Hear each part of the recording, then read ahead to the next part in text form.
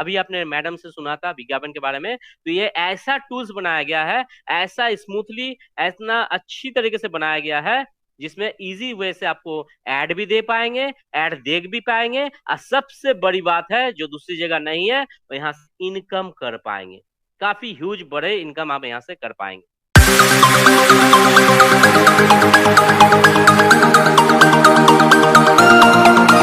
तो ये हो सकता है कि वो मनी जो कंपनी के बिलिंग है, जो कि खर्चा करती है एक एडवर्टाइजमेंट पर, ताकि वो अपने एडवर्टाइजमेंट को ऑब्जेक्टिव या जो फुलफिल हो सकते हैं उसमें वो शामिल होती है। जैसे कि वो प्रिपरेशन करती है, पहले एक तैयार होती है बजट की, उसके बाद अप्रूवल आती है, वो सही बना है या नहीं बना है, फिर उसमें कुछ चेंज हो सकता है या नहीं, ये भी देखा जा सकता है। राइट, मतलब ये पूरी तरह से उसमें मॉनिटरिंग या कंट्रोलिंग करके एक बजट को तैयार किया जाता है, ताकि जो हमने बजट सोचा है वो लगा है या नहीं, उसे कंट्रोल किया जा सकता है या नहीं, ये भी सोचना बहुत जरूरी है। उसी तरह से हमारे जा लाइफ स्टाइल और यह जब लॉन्च की गई थी, स्टार्ट की गई थी, मतलब लाइव होने से पहले उन्होंने भी एक बजट किया था कि हाँ, मुझे इतने इतने सर्वर चाहिए, मुझे इतने इतने सर्विस प्रोवाइडर चाहिए, मुझे इन लोगों को प्रमोशन देनी है, जैसे आपका एप्पल का फोन देना है, क्रिप्टो देना है, शेयर देना है। इस तरह से उन्होंने भी एक एस्टिमेट किया था बजट का, ये 2-3 साल के अंतर्गत। तो जिससे क्या बना, एक आपका उसमें जो भी बजट आई, जो खर्चा आए, हो सकता है 100 करोड़, 200 करोड़, 500 करोड़, 1000 करोड़, जितने भी बनी है, उसके अनुसार इतने इतने सर्वर बनी है, इतने इतने प्रोवाइडर भी बनी है। तब जाकर ये अभी आपका क्रिप्टो का भी लॉन्च के तैयार में हो चुके, लाइव होने के तैयार में है। प्लस पीछे पीछे आपका जा लाइफस्टाइल के अलावे उसके जो पार्टनर है, यह भी जल्द से जल्द एक अच्छी गुड न्यूज के साथ आने वाली है। सिर्फ ध्यान रखना पड़ेगा। तो पहले शुरुआत होती है इसकी बजट की।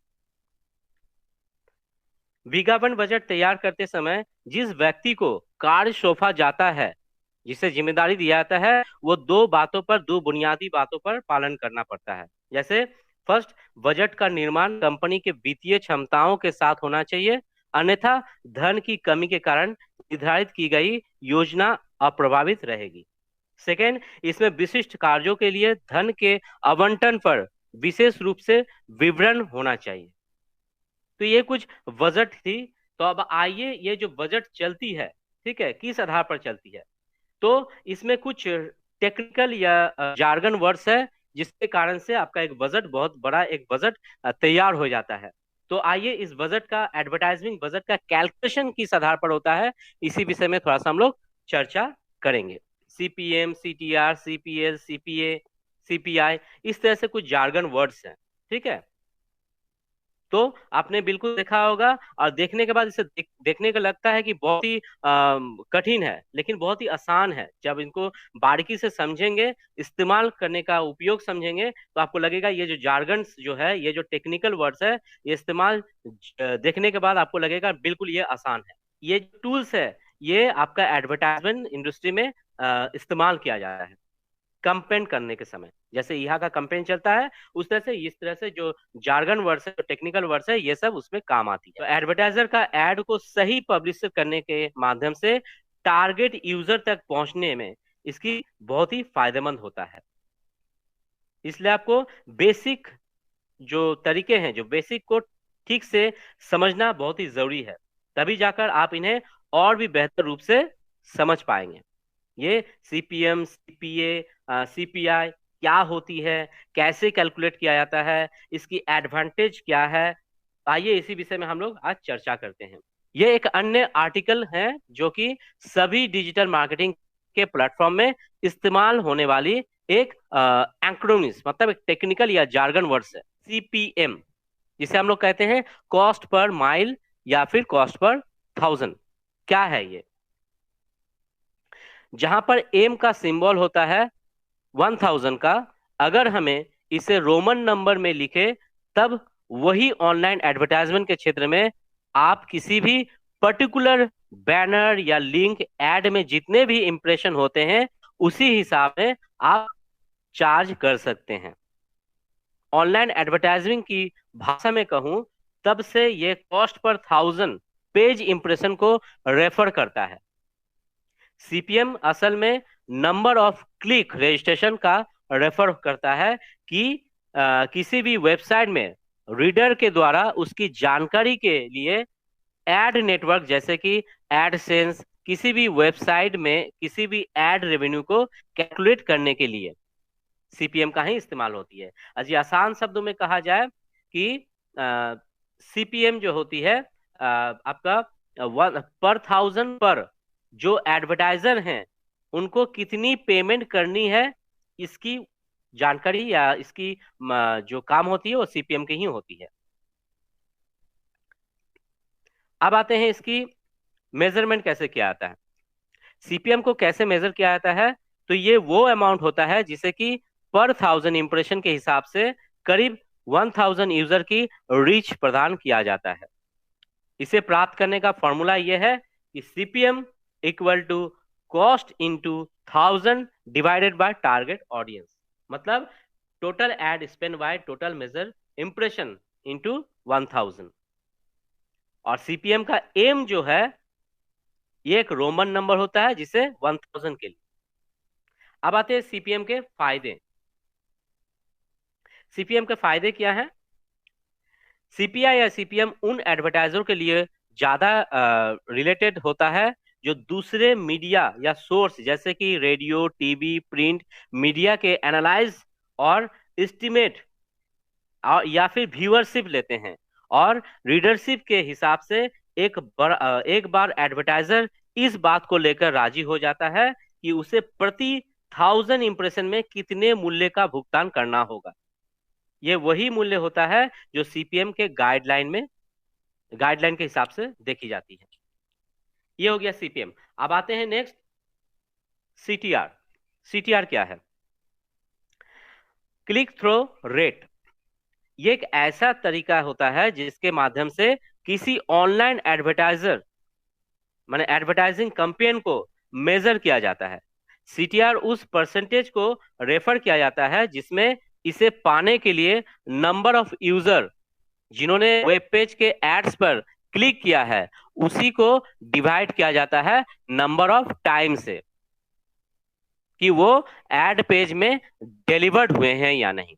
एग्जाम्पल के तौर पर बताऊं, अगर एक बैनर एड करीब 100 टाइम इंप्रेशन या डिलीवर्ड हुआ हो और एक पर्सन ने उसमें क्लिक भी किया है जिसमें कि क्लिक का रिकॉर्ड किया गया है, तब वो रिजल्ट जो बनेगी सीटीआर होगा वो होगा 1% और इसे डिस्प्ले किया जाएगा 1.0 से।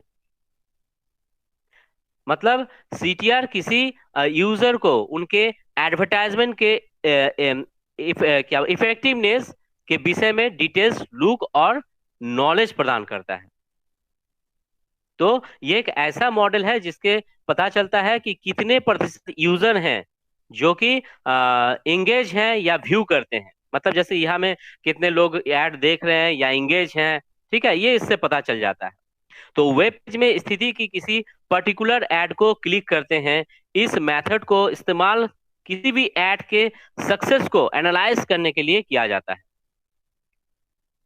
हाई क्लिक थ्रू रेट से वेबसाइट का जो ऑनर को पता चल जाता है कि कौन सी ऐड पर ज्यादा क्लिक आ रहा है, ये भी इससे पता चल जाता है, राइट। सीटीआर को मेजर कैसे किया जाता है, इसका फॉर्मूला क्या है? इस फॉर्मूला ये है कि click through rate equal to total clicks ad के ऊपर डिवाइड किया जाता है टोटल इंप्रेशन, जितना इंप्रेशन पड़ता है। मतलब क्लिक थ्रू रेट की मदद से एडवर्टाइजमेंट की इफेक्टिवनेस को मेजर किया जाता है। जैसे CTR equal to how many click, मतलब number of click divided by number of impression into 100%। अगर एक क्लिक हो प्रति 1000 इंप्रेशन, तब क्लिक थ्रू रेट होता है 1.0%। अब सीटीआर के फायदे क्या हैं? सीटीआर एक ऐसा मैट्रिक होता है जिसका इस्तेमाल एड परफॉर्मेंस को एनालाइज करने के लिए होता है, जिसे कैलकुलेट किया जाता है। कुछ फैक्टर हैं इनके, जैसे ये आपको मदद करती है call to action ad copy को एवुलेट करने के लिए। नेक्स्ट, यूजर को पोटेंशियल कन्वर्सेशन देता है, साथ ही साथ कंपटीटर जो होते हैं मार्केट में उसके साथ कंपेयर होने में भी मदद करता है। साथ ही साथ नेक्स्ट है, ये क्वालिटी स्कोर को इनहेंस करने में भी मदद करता है सीटीआर। तो नेक्स्ट आते हैं, वो है आपका सीपीए, कॉस्ट पर एक्शन। ये क्या है?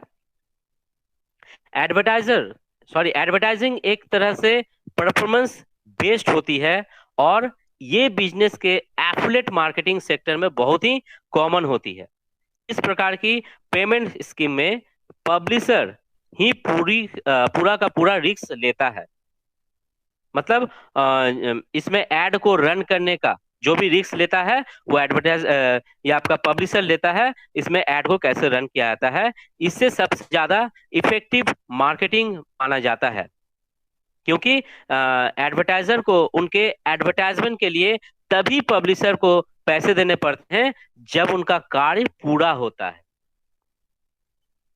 इस मेथड को मेन फोकस कन्वर्सेशन पर ही होता है, ना कि जस्ट क्लिप पर। इस मॉडल में कन्वर्सेशन ऑप्टिमाइजर जो ऑप्टिमाइज करने वाले जो होती है उस पर डिपेंड करता है। टारगेट सीपीए को सेट किया जाता है ऑप्टिमाइज करते हुए, राइट, ताकि एक अच्छा आउटकम प्राप्त हो सके।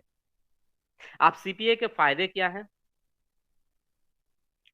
सीपीए के मदद से आपको केवल तभी पेमेंट करना पड़ता है या होता है जब कोई ऐड पर क्लिक करता है और कोई परफॉर्म करता है। ये मॉडल आपको मदद करता है आपको पैसे को सही सर्च टर्म में खर्च करने के लिए, ना कि फालतू सर्च टर्म में। ये सीपीए का काम है। मतलब ये चेक करता है, ये सब इसमें शामिल होती है, जैसे form submission, newsletter, sign up, registration, ये सब सेल, ये सब आपका इसमें शामिल रहता है, राइट। और इसके अब आते हैं नेक्स्ट आपका सीपीसी, जिसे हम लोग कहते हैं कॉस्ट पर क्लिक। ये एक प्रकार की पेमेंट ऑप्शन होता है जो कि पब्लिशर को पे करता है जब कोई कस्टमर किसी एड लिंक पर क्लिक करे और या फिर किसी एडवर्टाइजर के ऑफर पर क्लिक करे। कस्टमर क्लिक या फिर पे पर क्लिक भी कहा जाता है इसे। ये एक मोस्टली इस्तेमाल किए जाने वाले ऑनलाइन मार्केटिंग मेथड है, जिसे कि वेबसाइट में डायरेक्ट ट्रैफिक लाने के लिए किया जाता है। ये बहुत बड़ा ट्रैफिक जनरेट करता है। ये जब एड पर क्लिक होता है तभी एडवर्टाइजर को पैसा प्रदान किया जाता है। सीपीए को कैसे